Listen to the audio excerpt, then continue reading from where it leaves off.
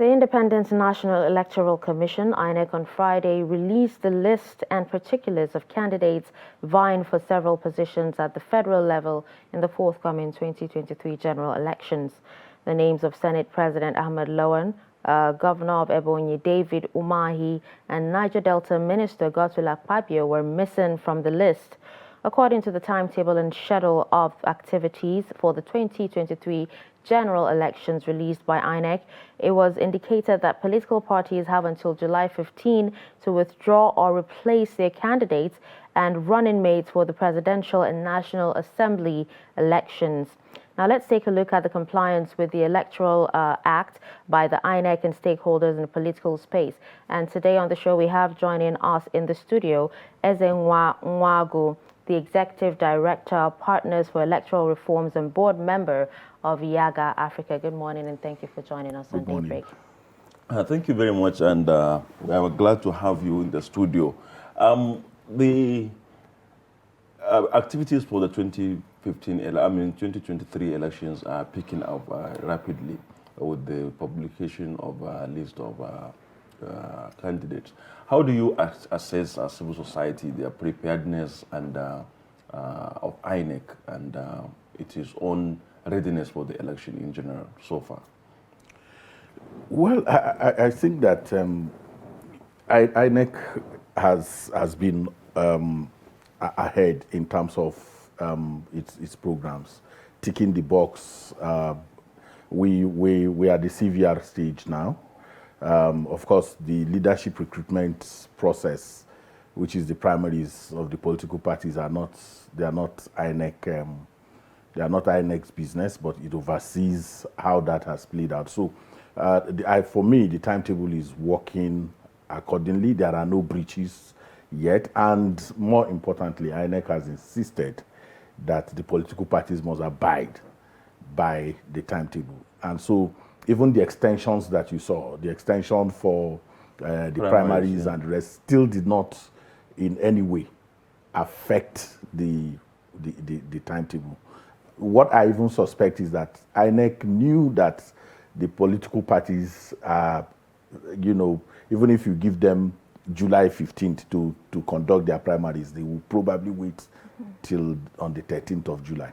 So that extension was actually geared to prop them to do things early, and then where they are not able to meet up, then that window, that 1 week window that they had covered up for it. And that for me is, I also have a problem when people ask me INEC preparedness. The stakeholder pyramid for elections have other players, and the contributions of those players aid or subtract from performance of INEC. So we need to stretch it and say, how are the different stakeholders within the electoral pyramid preparing? For instance, the political parties, we don't bring them into the conversation for reforms.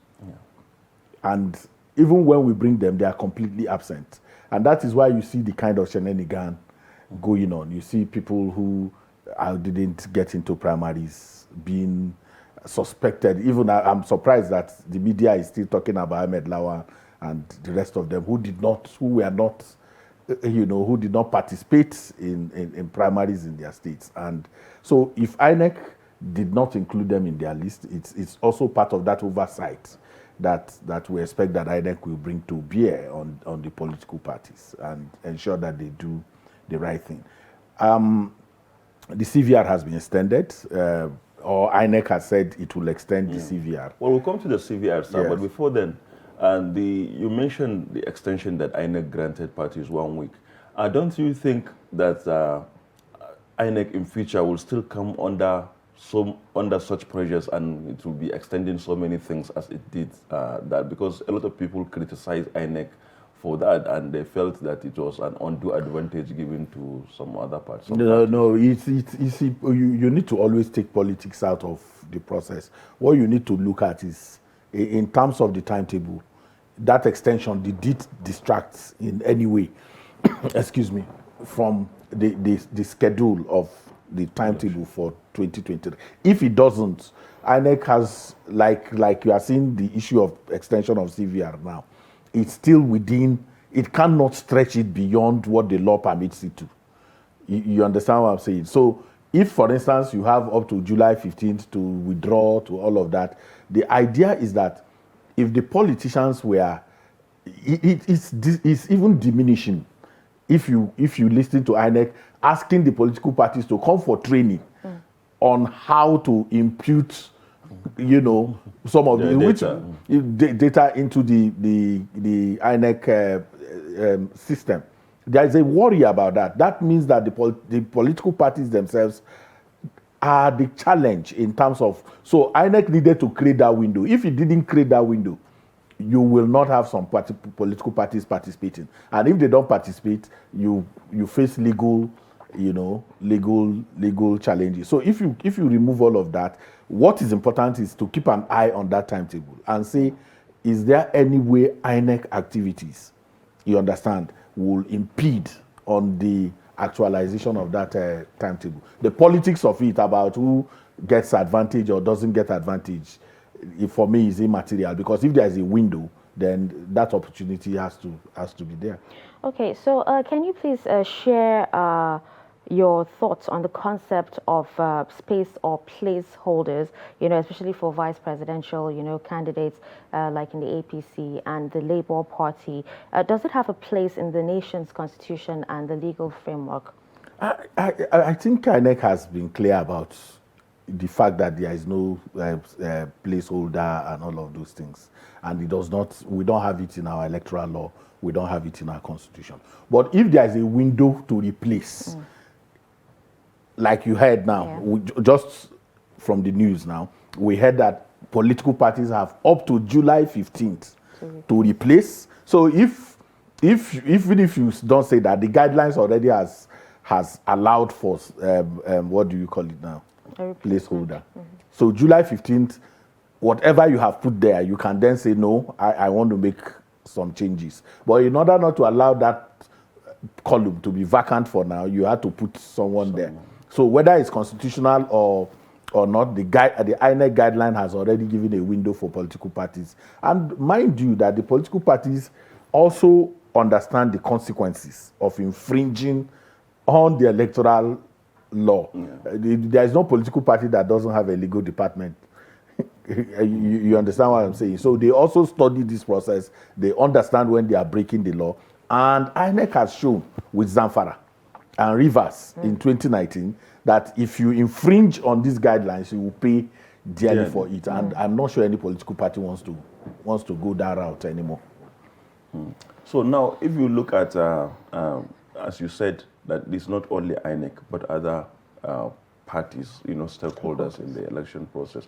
How do you rate what we have witnessed so far, especially with the conduct of primaries by the parties leading to the emergence of candidates? No, you know those primaries were in all sense of responsibility, fraught with a lot of, things that diminish us as citizens. The play and the role of money in the primaries distracted from what you know in terms of what leadership recruitment should be in our country. So if it is true, we had to be bringing ICPC, EFCC to observe and ensure, and even at the end of the day, if you notice, not one individual was arrested in all of those places. And then, you didn't know whether they were doing, whether they were observing, even their own laws. Because at the end of the day, it looked competitive on the surface, but you still saw some real issues around whether it's consensus, whether it's not consensus. But at the end of the day, you can give it credit to them that it came out peacefully and all of that. But the role of money diminished those primaries. And the role of security agents in ensuring, because they are also players in the electoral pyramid, didn't strike me that they understood their role in that place. And why do you say so? What is their role then? We should have had arrests. Okay. We should have had arrests. You couldn't have deployed. You see, we don't talk of Abdulaziz. We always need to talk about value for money. Yeah. If you took officials, security officials to that place, and Nigerians already agree that there was play of money, and nobody was arrested, then and there are no consequences, nobody is prosecuted, then we should be able to ask those people to return the allowances that they were paid to go and participate in that drama.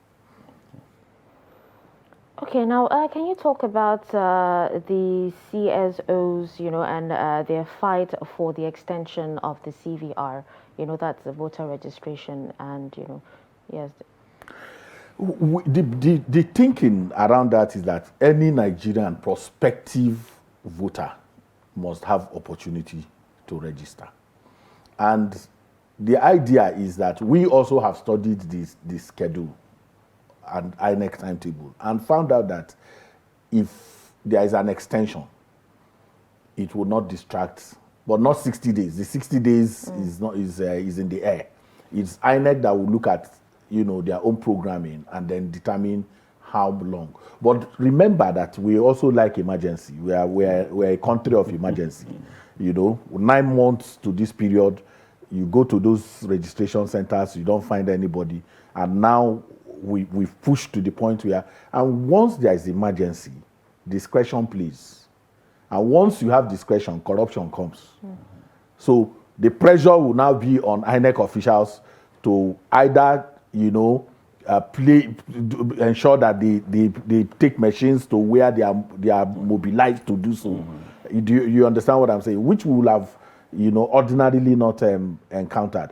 But at the end of the day, the challenge really, and we must put that out, has not been about this furor around PVC collection. It's been about voting. 80 million plus people were on our voter register in 2019, and we didn't have up to 30 million people voting. That's actually what I wanted to ask, and you come to it. That is beyond the registration. How far would the voter turnout? What are you doing as civil society? What are we doing? Because we are also part of civil society. The challenge is that the political parties are the harvesters of this vote. Yeah. So they can't sit aloof and be waiting for INEC civil society. Beyond being a vote-catching machine that we have seen them turn political parties to, they need to also get out to the people and get them to come out and vote. But as you can see, civil society is at the lead of the PVC collection drive. What we also need to do now is to follow up consequently with go and vote. Because even in Ekiti, it still didn't show that those who collected PVC, 36.5% voter turnout in a 900 and close to 1 million voters is still very disappointing, really. So the many people collect PVCs for different reasons. ID cards. Sometimes they are even told in their communities that their voting strength on paper determines the amenities that come to their community. All of those things play in the collection of PVC. But where we need to pay much attention is the political parties have no stake in people coming out to vote in reality because of the prevalence of voter inducement that we have seen. The lesser people who come out, the more you are able to induce.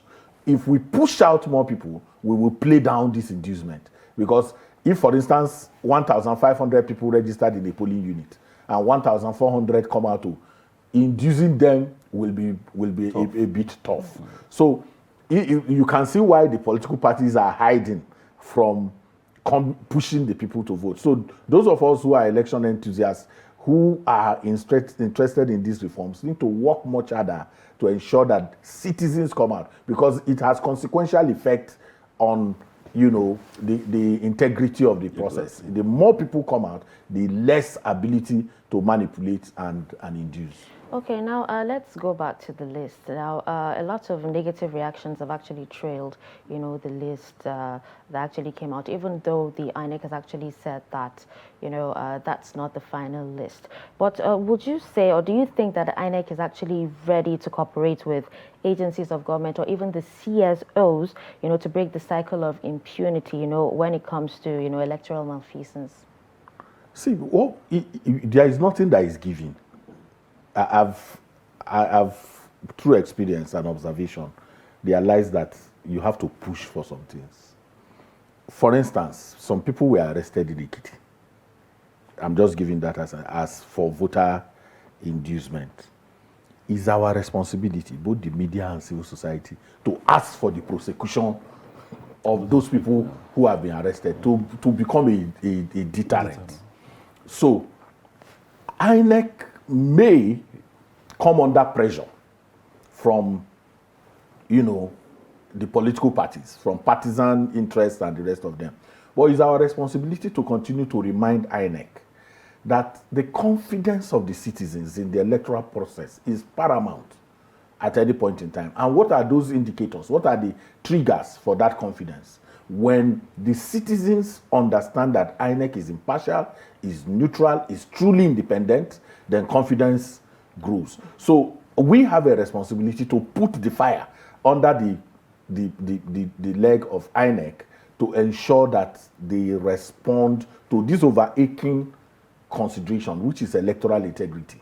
And the only way to do that is to ensure that those who infringe on the law are made examples through prosecution.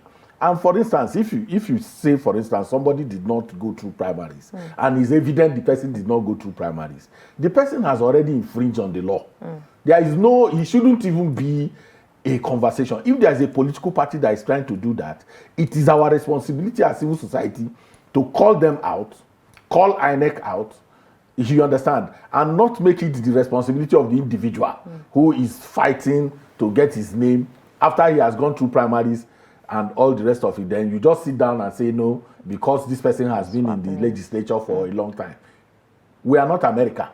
We do zoning in our country. And so if after some time, because when people talk about attrition rates in the National Assembly, they don't understand that zoning itself conflicts with, because it means if you do your own turn, you leave. Other people should come and so whether it is at the executive or the national, the only way you can remove that attrition level that they are trying to is to remove zoning.